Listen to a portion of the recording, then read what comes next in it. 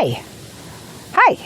Why is an extended family indispensable? Well, in our modern life, we no longer live on the farm. 1940 was about the end of people mostly living on farms. And after World War II, people moved to cities. Women got labor-saving devices like irons and toaster ovens, and just so many things changed. Refrigerators instead of ice boxes. I mean, there were just so many incredible changes that we can't even begin to imagine now. In large ways, and things that went into the home, like television sets. You know, the first TV I ever saw was about this big. It was smaller than an iPad. Bigger, deeper, but not, the screen wasn't as big as an iPad. People were little tiny things. It's really funny. Friend had it, I didn't have, my folks never had new things like that. Why is a family, an extended family, indispensable? Because we no longer live in farms and small communities and little villages where we come together and we become a part of a community that works together, and like barn raisings and all those kinds of things. We just don't do that anymore. Television or computers, the phone is your computer now. And there's just so much opportunity for isolation. So much opportunity for isolation. And one of the things that is the hardest to heal is loneliness. Because people can feel lonely in a crowd, but if they have a true extended family, they don't feel lonely. Now, if you look it up on the internet, it says one of the things you get from extended family is financially support, but I've not seen that. You might get them to put on a fundraiser for you, but typically, if it's an extended family of middle-class people, they're not in that position anymore. We've got too many things going on that are interfering with affordability, period. People trying to make the rent and trying to buy enough gas and trying to get their kids back and forth to school or put them in a daycare or whatever they can do so they can work, and trying to work for more than what you're paying for daycare. And there's just so much complication. But when it comes to emotional support, wow, we need it so badly. And especially in the lower economic status of people who are more likely to get into a car accident or have a gunshot wound, or, wow, I guess bailing somebody out of jail is going to cost money. But so often it's the people with the least that are accident prone the most. And a lot of that time is because they're trying to resolve pain of being in a foster home, the pain of being in jail, the pain of being broke, the pain of having to work 2 jobs, the pain of not being able to take care of your family the way you'd like, the pain of not having mom home, coming home to an empty house. There's so many complex pains that you need that emotional support. You really need that emotional support. And sometimes you need the physical support. When you have to move, oh my gosh, when you have to move, it's gotten so ridiculously expensive to move now that lots of people are trapped where they're living just because they can't afford to move. You have to pay the first and last month's rent on a rental place. If you're buying, oh boy. But most of the middle class has to rent. And so often kids are moving out from being with their parents, and after 2 months they're back in again. They can't make it. They really can't make it. Up until the age of 30, they can't make it. And it's the modern world. Now, I'm fortunate. My husband and I are very fortunate. we lived in Latin America. We lived in Mexico before we moved here. And the options in Mexico were just amazing because they're used to gringos coming down and hanging around. Fortunately, the small village where we moved here is also used to having gringos hanging around. So it hasn't been difficult from that standpoint, becoming close to people. But really getting close to somebody, it's like your taxi driver. Your taxi driver becomes like a grandchild. Well, more like a brother or an uncle. But your gardener becomes like a grandchild because they come so frequently. You see them taking care of all the things that matter to you. They may put in a light bulb for you or unplug a toilet also, and they're usually not afraid to come into the house, the younger ones especially. Some people have housekeepers, and that's also somebody you can get close to. I know I knew a gal for many, many years. She made her entire living as a housekeeper. Her husband was an engineer at Harris Corporation, which is a very, very high-level job, and he had, I believe, 3 degrees. But she did so well as a housekeeper because apparently not only was she a good housekeeper, people liked her as a person. And she said she was gifted so many things. The stuff from the house, a piece of furniture, coffee cups, a pile of dishes, whatever it is.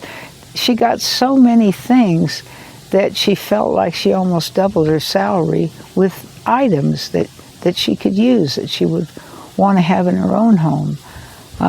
So that extended family can be there like that. Now, one of the things that really impresses me about Ecuador is we pay $99.21 a month for full coverage care, health care, for an 81-year-old man and a 79-year-old woman.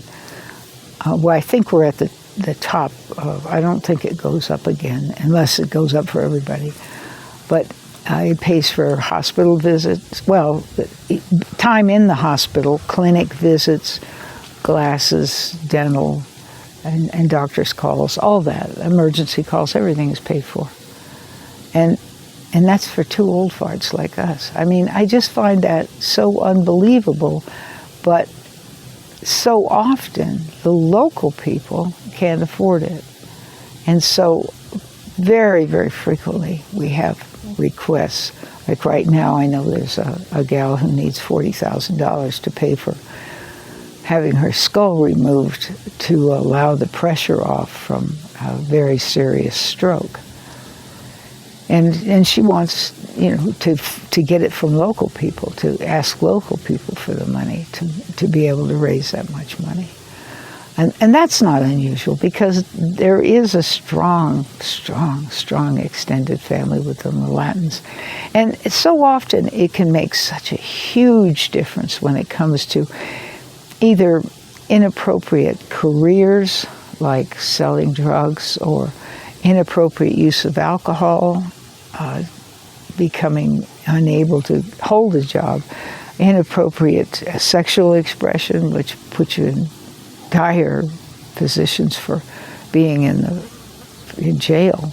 I mean, there are so many things that come up, and just ordinary things like we just had Carnival, and our gardener has 50 relatives. Can you imagine?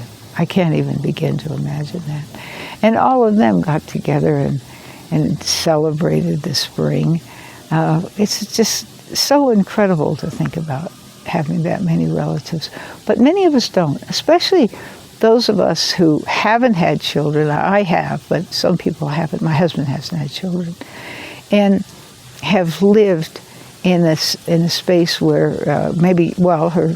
his sister is not able to help us out either. So you're in a position all of a sudden that it's just the 2 of you here in Ecuador, and everybody else not as an extended family lives back in the United States, and here you are. You have to count on the people who have become a part of the extended family, and there's also so many opportunities for the intergenerational understanding that is so good, and the cultural differences, and be able to experience them and do so many things together where you've done something that's so very different because of the cultures. And I find it just exciting, very exciting. And it's really, really good for the children, because the children get to see, instead of seeing people angry with each other or in a, God forbid, in a war, they get to see people having a good time together, maybe having a barbecue or getting together for a Sunday afternoon dinner, maybe outside. You know, it's a wonderful opportunity for children to really understand another culture and to learn another language. I mean, learning another language is a great idea. So that's one of the benefits too. And oftentimes, I know one of the times that I remember with such fondness, one of my neighbors, I had asked if he would show me how to make mole, and his face just lit up. This is in Mexico, and there's only a few places in Mexico that make mole, but I love it. It's a dish that is made, it's actually a sauce, and very often it's put into tight cubes with very little liquids so that it can be easily stored and used later. It can be ground up walnuts, almonds, cashews, pine nuts, sesame seeds, sunflower seeds, any kind of chili. And then in Guanajuato, they also add chocolate.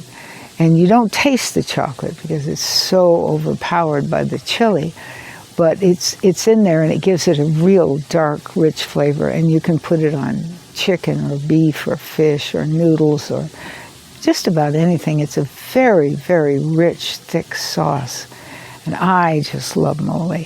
But it was such an experience. I had tasted it so many times, but to be sitting in my kitchen with all these little dishes, with all this different kinds of variety of items that he was grinding together to make the mole, just because we were like family. And we had rebuilt his house. It had burned down in a fire, and we had taken in his 4 daughters, and he and his wife. So they lived with us for about 6 months. So we had a family kind of a relationship, and it was just lovely. And to learn how they treat their children, oh my goodness, I was so amazed at the tenderness and softness and thoughtfulness, the way that the mother said to the youngest one, to the oldest one, you know, it's pretty late. You need to come in earlier. Wow. My mother would have exploded. I mean, it gives you, like I say, having an extended family gives you an opportunity to see something on the inside. It's like getting to go to a museum and look at the exhibit that doesn't open for 2 days. You know, that kind of thing. So there's so much good to having an opportunity to work with others, especially if somebody gets sick, somebody's in the hospital, somebody just needs a ride to the hospital, or a ride just to the nursery to pick up a child. Whatever may happen, maybe a bicycle breaks down or whatever. Whatever the reason, it's so important to have that emotional support, that physical support, that community support, that extended family support. And if there is an issue with money, that's also a challenge, because I mean, it's a real benefit, because the problem is just cash. And so often when you have people who really care about you, they'll figure out a way to raise the money. So that's another aspect. But in general, for me, it's just, I'm a great grandmother. I was so tickled when that happened. It happened about 4 years ago.